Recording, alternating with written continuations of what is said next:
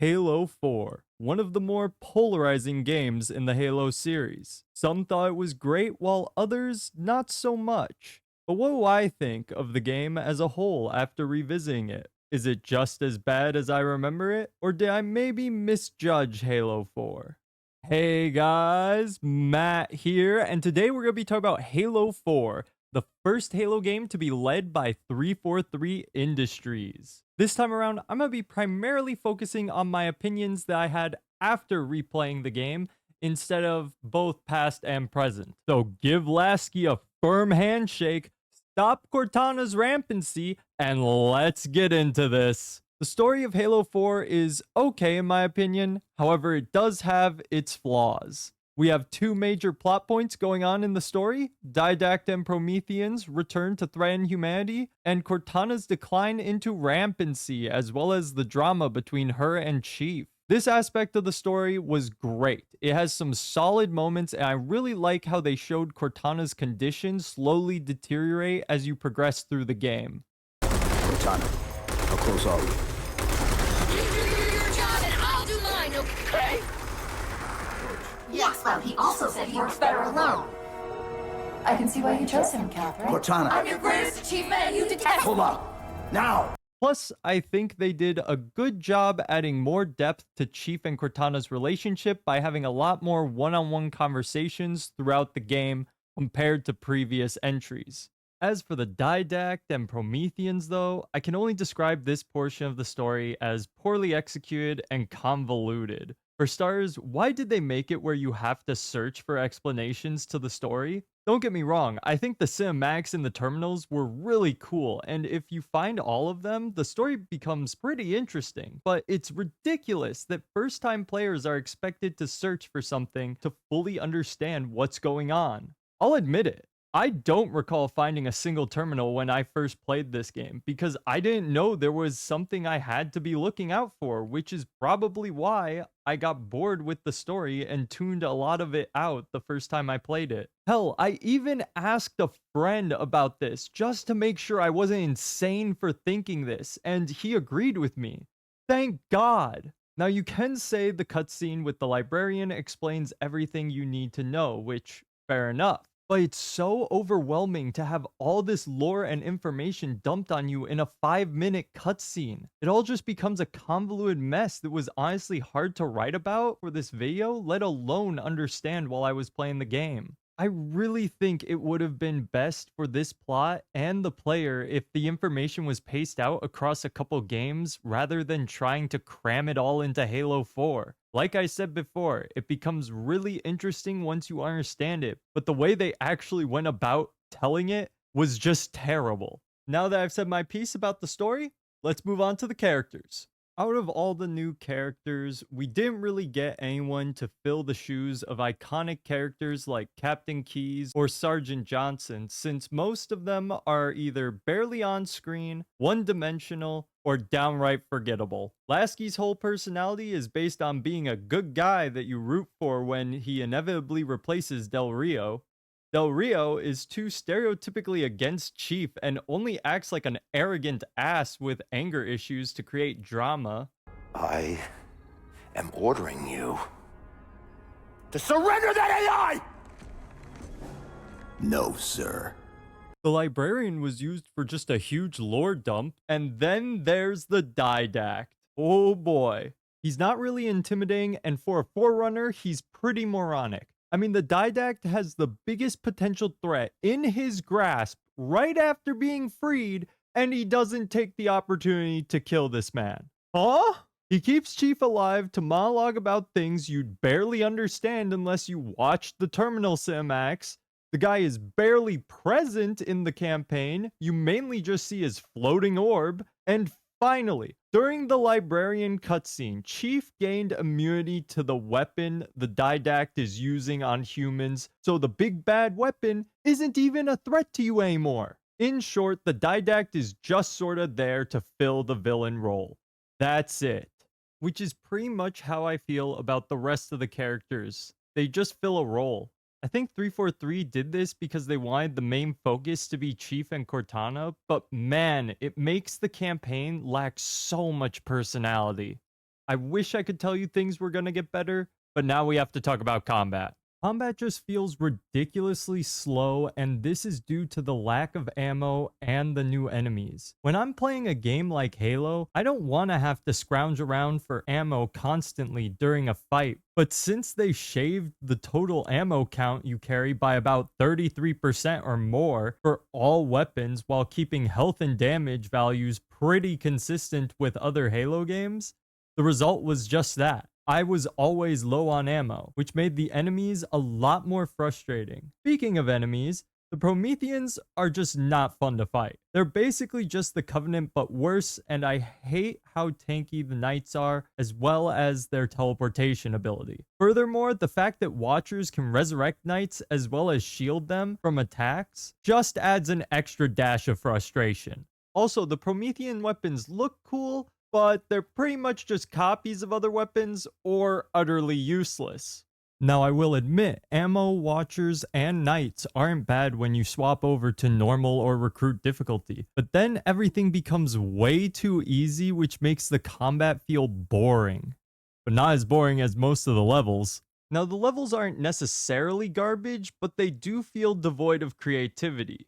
I'm sorry, it just felt like the vast majority of what I was doing was going through linear areas and either pressing buttons or putting Cortana into a control terminal. There were times where I thought, oh shit, something cool's about to happen. Like in Reclaimer when you hop aboard this massive mega elephant. But the vehicle wound up being on rails the whole way through without any player control. Or at the beginning of Shutdown, where you hop into a Pelican and fly around an area with Covenant ships. I thought it would wind up being more like the end of the Arbiter from Halo 2, where you have a sick ship battle, but the enemy ships were extremely easy to avoid and not necessary to interact with, so once you flew by them, you just wound up pressing more buttons. From a gameplay perspective, most of the levels were extremely disappointing, but visually, they looked beautiful, which leads me to the last thing I want to briefly talk about before moving on, the visuals. Halo 4 is a great looking game. From the character models to the game cinematics that absolutely blew me away when I played on Xbox 360. That being said, I didn't really care for the Chief's armor redesign. Sorry boys, but there's a special place in my heart for the way the armor looked in Halo 2. Oh, beautiful. I also didn't like how the battle rifle redesign kind of reminded me of the FAMAS from Modern Warfare 2.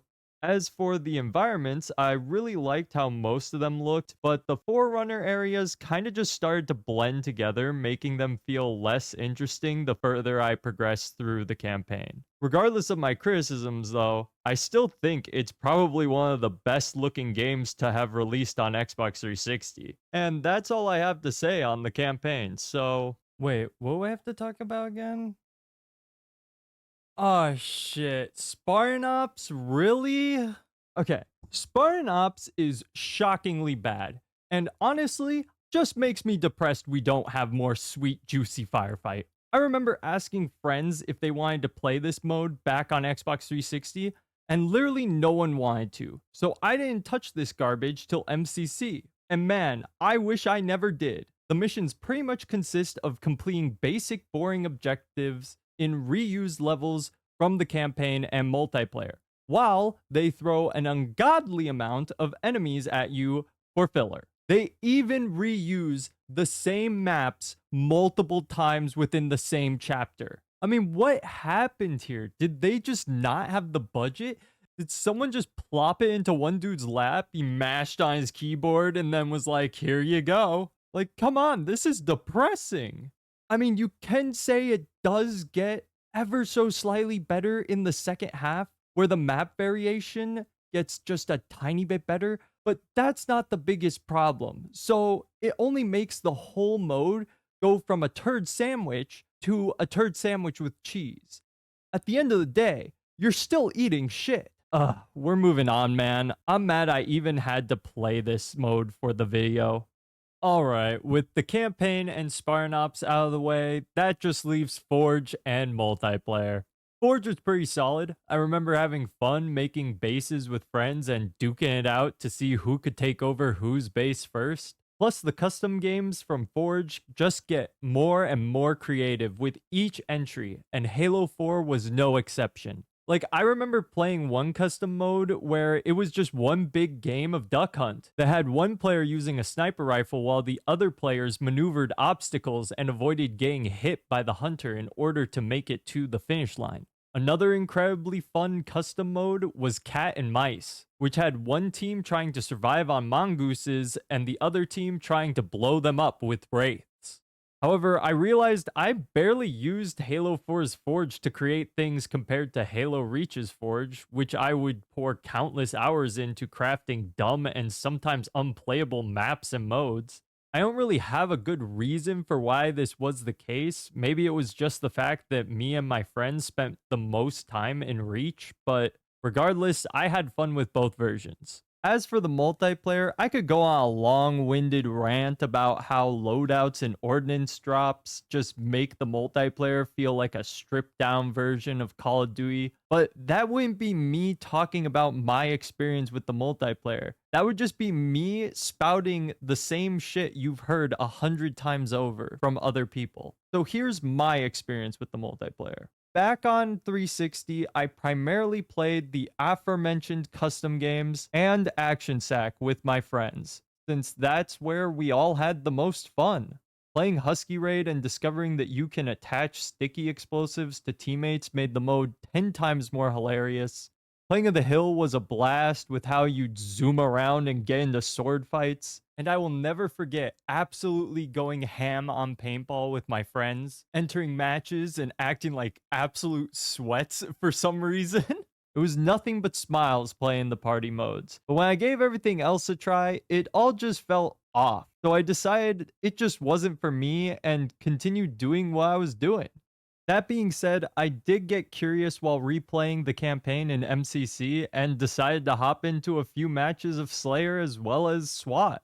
And yeah, my opinion hasn't changed. Even with the removal of ordnance drops, I just can't see myself choosing Halo 4 PvP over any of the others in MCC. And we'll just leave it at that. So, to wrap things up, did my opinion of this game change after revisiting it? Was Halo 4 really as bad as I remember it being? Well, yes and no. I will say I found a new appreciation for the story since I used to think it was just straight up boring. And looking back, I can see why someone could find some enjoyment from the multiplayer since I had loads of fun with the party modes. However, ultimately, this game was disappointing. With its campaign that has horrendous combat and level design, a multiplayer that I could only really enjoy by avoiding 90% of what it had to offer, and fucking Spartan Ops. I don't see myself revisiting this game anytime soon, but maybe. Just maybe, I'll load this game up in a few years just for the story. Thank you guys so much for watching, and I hope you enjoyed the video. Now that Halo 4 is done, the next video is going to be BattleBit Remastered. So if you want to stay up to date on when that video comes out, make sure to drop a like, subscribe, and leave a comment down below. What did you think of Halo 4? Was it great? Was it terrible? Seriously, I'd love to know. I've been rezoraptor, and I will see you guys next time. Peace!